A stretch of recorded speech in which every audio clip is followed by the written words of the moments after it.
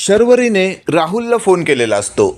Rahul शर्वरीचा phone receive करून म्हणत असतो, का का फोन करतेस तू आता मला? त्यावर शर्वरी म्हणत असते, राहुल असं का बोलतोयस तू माझ्याशी? त्यावर राहुल म्हणत असतो, कारण मला तुझ्याशी कोणताही संबंध ठेवायचा नाहीये. हे वाक्य ऐकल्यावर आता शर्वरी म्हणत असते, प्लीज राहुल असं काही बोलू नको. मी तुझ्यावर खूप प्रेम करते, हे तुला चांगलंच माहिती आहे. त्यावर राहुल म्हणत असतो, हो माहीत आहे मला, पण आता त्या गोष्टीशी काहीही संबंध ठेवण्याचा अर्थच राहिला नाहीये. त्यावर शर्वरी म्हणत असते, राहुल असं प्रेम धुडकवायचं नसतं. अरे आपण प्रेम एकमेकांवर केलंय, मग आता ते निभवूया ना. त्यावर राहुल म्हणत असतो, नाही हा, आता या सगळ्या फंद्यात मी पडणार नाहीये. आता मी हे गाव सोडून चाललो आहे कायमस्वरूपी माझ्या गावी. त्यामुळे तुझा आणि माझा काडी मात्र संबंध नसणार आहे. हे जेव्हा शर्वरी ऐकते त्याच वेळेला शर्वरी राहुलला म्हणत असते, नाही हा राहुल, असं नाही वागायचं. मी तुझ्यासाठी काय काय केलंय माहीत आहे ना तुला? त्यावर राहुल म्हणत असतो, हो माहिती आहे, पण त्याचे परिणाम काय झाले हे देखील तुला शर्वरी माहीतच आहे ना. त्यावर शर्वरी म्हणत असते, हो माहीत आहे, पण राहुल तू मला सांग ना, परिणामांची चिंता तू कधीपासून करायला लागलास? तेव्हा राहुल म्हणत असतो, जेव्हापासून ही कोर्ट कचेरी सुरू झाली आणि माझा प्रवास तुरुंगात होणार होता, अगदी तेव्हाच मला वाटलं तुझ्या नादी लागलो आणि मी झक मारली म्हणून. त्यावर राहुल आता फायनली शर्वरीला म्हणत असतो, बघ मी आता फोन ठेवतोय आणि यापुढे मला फोन करायचा प्रयत्न करायचा नाही. त्यावर शर्वरी राहुलला रडत रडत समजवण्याचा प्रयत्न करत असते, पण राहुल शर्वरीला फाट्यावर मारत असतो आणि राहुलने शर्वरीचा फोन कट करत तिचा विचार डोक्यातून काढलेला असतो. इकडे आपण पाहतोय आता शर्वरी कोणाशी तरी फोनवर बोलत आहे आणि ती त्याच्याशी रिक्वेस्ट करत आहे. हे दारात उभं राहून जानकीने ऐकलेलं असतं आणि जानकी आता दारात आली आहे हे जेव्हा शर्वरीच्या लक्षात येतं, त्याच वेळेला आता शर्वरीने लगेचच फोन टेबलावर ठेवलेला असतो आणि ती पदराने आपले डोळे पुसत असते. तेवढ्यात जानकी आतमध्ये आलेले असते आणि जानकी शर्वरीला म्हणत असते, शर्वरी वंश, अहो काय झालंय, का रडताय तुम्ही आणि कोणाशी बोलत होतात? त्यावेळेला मात्र शर्वरीला नेमकं जानकीला काय सांगावं हेच सुचत नसतं आणि शर्वरी आपले डोळे पुसत असते. त्याच वेळेला जानकीचं लक्ष टेबलावर ठेवलेल्या मोबाईलकडे जातं आणि त्या मोबाईलवर जो वॉलपेपर असतो तो पाहून जानकी हादरते, कारण त्यावर राहुलचा फोटो असतो. राहुलचा फोटो असलेला वॉलपेपर पाहून जानकी बोलू लागते, शर्वरी वंश, अहो हे काय चाललंय सगळं? तुमच्या मोबाईलवर या व्यक्तीचा फोटो, म्हणजे तुम्ही राहुलला ओळखता तर कधीपासून तुमची ओळख आहे? हे वाक्य ऐकल्यावर शर्वरी चांगलीच गोंधळते. आता तिला नेमकं काय सांगावं हेच कळत नसतं आणि ती लगेचच म्हणत असते, जानकी बहिणी, माझं एक महत्त्वाचं काम आहे, आलेच मी, असं म्हणत आता शर्वरी तिथून जानकीच्या हातून मोबाईल घेऊन निघून जाते. इकडे आपण पाहतोय आता जानकी स्वतःशी बोलत असते, शर्वरी वंश, तुम्ही माझ्याशी काहीतरी लपवताय. या सगळ्याचा पाठपुरावा केल्याशिवाय मी शांत बसणार नाही. आणि अशातच आपण पाहतोय आता शर्वरीला अजिबातच खबर होऊ न देता जानकीने तिची रणनीती आखलेली असते. इकडे आपण पाहतोय शर्वरी आता बंगल्याच्या बाहेर आलेली असते आणि तिने पुन्हा एकदा राहुलला फोन केलेला असतो. राहुल बघत असतो शर्वरीचा फोन येत आहे, पण राहुल तो रिसिव्हच करत नसतो. शर्वरीने लगातार 4 ते 5 कॉल केल्यामुळे राहुल वैतागलेला असतो. आता शर्वरी स्वतःशी बोलते, या राहुलला आता मला टेक्स्ट मेसेज केलाच पाहिजे. आणि तेवढ्यात शर्वरीने असा काही टेक्स्ट मेसेज केलेला असतो जो पाहून राहुल हादरतो. शर्वरीने लिहिलेलं असतं की, राहुल, जर तू माझा फोन नाही उचललास तर एक गोष्ट लक्षात ठेव, मी आत्ताच्या आत्ता आत्महत्या करेन आणि एका चिठ्ठीत लिहून ठेवेन की मला आत्महत्याला प्रवृत्त करणाऱ्या व्यक्तीचं नाव राहुल आहे आणि त्यासोबत तुझा एक फोटो सुद्धा ठेवीन. आता शर्वरीचा हा टेक्स्ट राहुल जेव्हा वाचतो तेव्हा त्याच्या पायाखालची जमीन सरकते. तो स्वतःशी बोलत असतो, बाप रे, शर्वरीने इथे तर मला चांगलंच अडकवलंय. शर्वरीने समजा असं काही केलं तर पोलीस माझ्याच मागे लागतील. जरी मी गावी गेलो किंवा जगाच्या कोणत्याही कोपऱ्यात गेलो तरी पोलीस मला शोधून काढतील. आणि तेवढ्यात आपण पाहतोय आता शर्वरी राहुलच्या उत्तरांची वाट पाहत असते. तेवढ्यात राहुलचा फोन शर्वरीला आलेला असतो आणि शर्वरी लगेचच तो कॉल रिसीव्ह करते. राहुल बोलत असतो, शर्वरी काय चाललंय तुझं हे? अगं काय टेक्स्ट पाठवलंयस तू मला? त्यावर शर्वरी म्हणत असते, तुला खूप मस्ती आली आहे ना? राहुल, एक गोष्ट लक्षात ठेव, मला इग्नोर केलंस तर मात्र मी स्वतः तर मरेन पण तुला सुद्धा अडकवेन. त्यावर राहुल म्हणत असतो, शर्वरी मुळात मला आता तुझ्यावर अजिबातच विश्वास राहिलेला नाहीये. त्यामुळे आपल्या दोघांचं जे काही नातं होतं ते आपण इथपर्यंतच ठेवलं तर बरं होईल. त्यावर शर्वरी म्हणत असते, राहुल एक गोष्ट लक्षात ठेव, मी तुझ्यावर मनापासून प्रेम केलंय आणि आजही करते. त्यामुळे हे नातं आपण पुढे न्यायला हरकत नाही. आता शर्वरी राहुलची जे काही बोलत असते ते सगळं मागून जानकीने ऐकलेलं असतं आणि या वेळेला मात्र जानकी चांगलीच खबरदारी घेत असते की शर्वरीला हे अजिबातच कळू नये की मी तिच्या मागे आहे. राहुल शर्वरीला म्हणत असतो, अगं ए शर्वरी, तू माझ्यावर खरं प्रेम कधी केलंच नाही. जर तू तुझ्या नवऱ्यावर खरं प्रेम केलं असतंस तर तू त्याला मारलं नसतंस आणि त्याला मारून जर तू माझ्या पुढे येत असशील तर ते मला खरं वाटत नाहीये.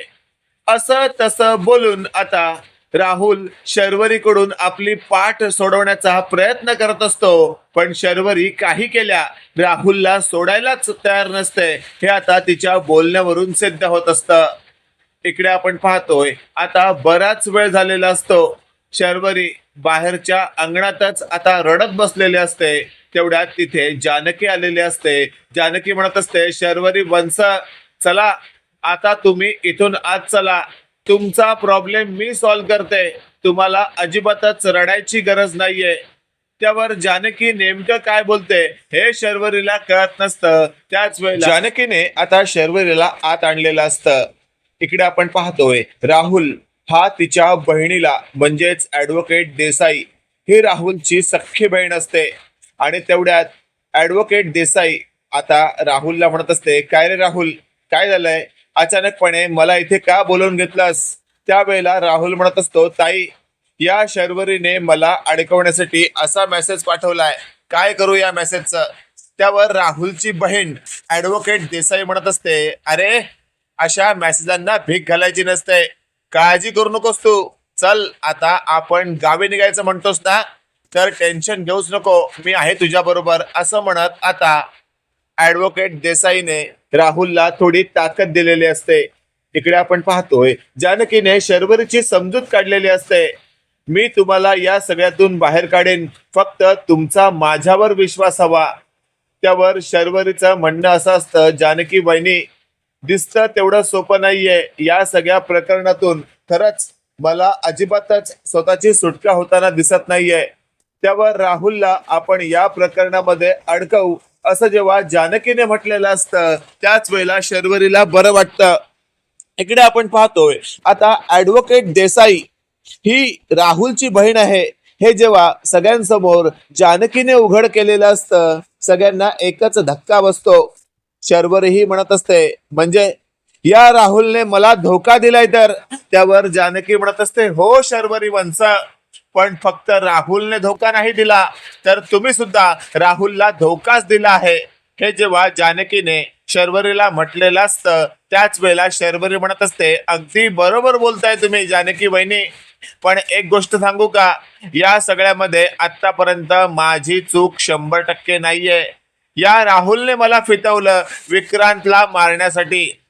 हे वाक्य ऐकल्यावर आता जानकी म्हणत असते, वा वा शर्वरी वंश, म्हणजे तुमच्याच तोंडून खरं बाहेर पडतंय तर तुम्हीच मिळून विक्रांत भाऊजींना मारलंय ना?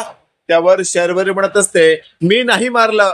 तेवढ्यात ऐश्वर्याने जानकीला मागून आवाज दिलेला असतो की जानकी जरा ये 2 मिनिटं, मला तुझ्याशी बोलायचंय. हे वाक्य ऐकल्यावर आता शर्वरी म्हणत असते, जानकी बहिणी इथून कुठे जाऊ नको, मला तुझ्याशी बोलायचंय. तेवढ्यात ऐश्वर्या पुन्हा एकदा जानकीला हाक मारते आणि असं म्हणत असते, जानकी लवकर ये, महत्वाचं बोलायचंय.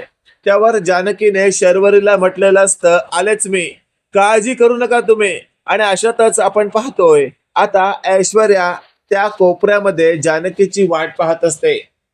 जानकी आल्यावर ऐश्वर्या म्हणत असते, जानकी काय करतेस तू? काही गोष्टी तुला कळत नाहीयेत. एक गोष्ट लक्षात ठेव, ही शर्वरी दिसते तशी नाहीये. त्यावर जानकी म्हणत असते, म्हणजे?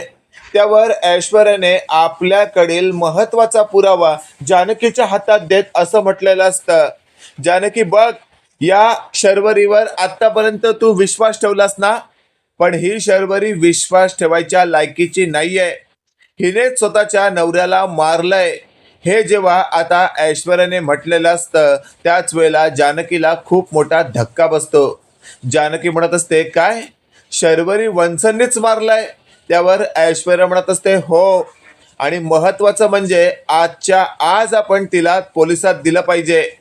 त्याच वेळेला आता ऐश्वर्याला जानकी म्हणत असते, इतकी घाई करायची काय गरज आहे? आधी कन्फर्म करूया नक्की या प्रकरणात कोण दोषी आहे. तेवढ्यात जानकी म्हणत असते, हो हो, काहीतरी करूया. आणि तेवढ्याच जानकीने राहुलला फोन लावलेला असतो आणि सगळं काही समजून घेण्याचा प्रयत्न केलेला असतो. राहुल म्हणत असतो, जानकी ताई, खरंच या सगळ्या प्रकरणामध्ये माझा हात नाहीये. खरं तर विक्रांतला मारण्यासाठी मी अजिबातच तयार नव्हतो, पण ही माझ्या मागे सारखी सारखी लागली होती. म्हणून मी तिला म्हटलं की हो आपण मारूया, पण शेवटच्या क्षणी माझा हात विक्रांतला मारण्यासाठी उठेना. त्याच वेळेला माझ्या हातून हिने चाकू घेऊन स्वतःच्या नवऱ्याला संपवलं. असं जेव्हा आता राहुलने जानकीला म्हटलेलं असतं त्याच वेळेला जानकी म्हणत असते, ऐश्वर्या जे काही बोलते ते अगदी बरोबर आहे. या शर्वरीला तर आता तिची जागा दाखवून दिलीच पाहिजे. आणि तेवढ्यात आपण पाहतोय आता राहुलचा फोन कट करत शर्वरीला ताबडतोब पोलिसात दिलं पाहिजे असं जेव्हा जानकीने ऐश्वर्याला म्हटलेलं असतं. ऐश्वर्या म्हणत असते, अगं वाट काय बघतेस, आत्ताच्या आत्ता हिचं थोबाड काळ करूया आणि हिला रस्त्यावरनं खेचत फरफटत पोलिसात नेऊन देऊया. त्याच वेळेला जानकी म्हणत असते, नको नको ऐश्वर्या, अशा पद्धतीने वागायला नको. त्यावर ऐश्वर्याने आता जानकीला म्हटलेलं असतं, अगं तिने कोणत्या दुकानात जाऊन पावाची चोरी केलेली नाहीये की आपण तिचं थोबाड काळ नाही केलं पाहिजे, तिला माफ केलं पाहिजे. अगं तिने एका व्यक्तीला मारलंय, स्वतःच्या नवऱ्याला मारलंय, आणि हा गुन्हा आहे, गुन्हा, चूक नाही. त्यामुळे जानकी तू इमोशनल होऊ नकोस. हिला तिच्या केल्याची शिक्षा मिळालीच पाहिजे. आणि लक्षात ठेव, मला नाही वाटत की या शर्वरीला आपण अशा प्रकारची शिक्षा दिली तरी तिला काही फरक पडेल. तेवढ्यात आपण पाहतोय मागून सुमित्राने ऐश्वर्याचं म्हणणं ऐकलेलं असतं आणि सुमित्रा लगेचच बोलू लागते, ए ऐश्वर्या, काय बोललीस तू आता? माझ्या शर्वरीच्या थोबाडाला काळं फासण्याची भाषा करतेस तू? त्याच वेळेला आता ऐश्वर्या म्हणत असते, आई, मी जे काही बोलते ते चुकीचं बोलत नाहीये. शर्वरीच्या थोबाडाला काळं फासत तिला फटके देत पोलिसात दिलं पाहिजे. त्यावर सुमित्रा म्हणत असते, जानकी, शर्वरी जे काही बोलते ते तू निमूटपणे ऐकू कसं शकते? त्यावर जानकी म्हणत असते, माफ करा आई, पण शर्वरी वंशंनी जे काही केलंय ना त्याच्या पुढे हे सगळं काहीच नाहीये. हे वाक्य ऐकल्यावर आता सुमित्रा म्हणत असते, म्हणजे मला समजत नाहीये तुम्हाला काय म्हणायचंय. त्यावर सुमित्राला आता ऐश्वर्याच्या हातातील पुरावा जानकीने दाखवताच सुमित्रा एकदमच शॉक होते. सुमित्रा म्हणत असते, म्हणजे या सगळ्या प्रकरणामध्ये शर्वरीचा हात आहे? त्यावर जानकी आणि ऐश्वर्या दोघंही हा म्हणतात.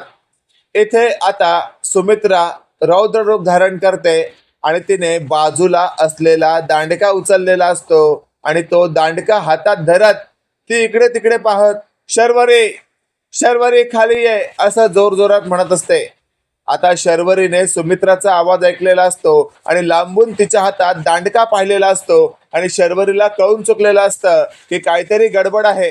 आता जर मी समोर गेले तर मला ही म्हातारी चांगलीच कुदवून काढेल, मला समोर गेलंच नाही पाहिजे, असं आता शर्वरी स्वतःशी बोलत असते.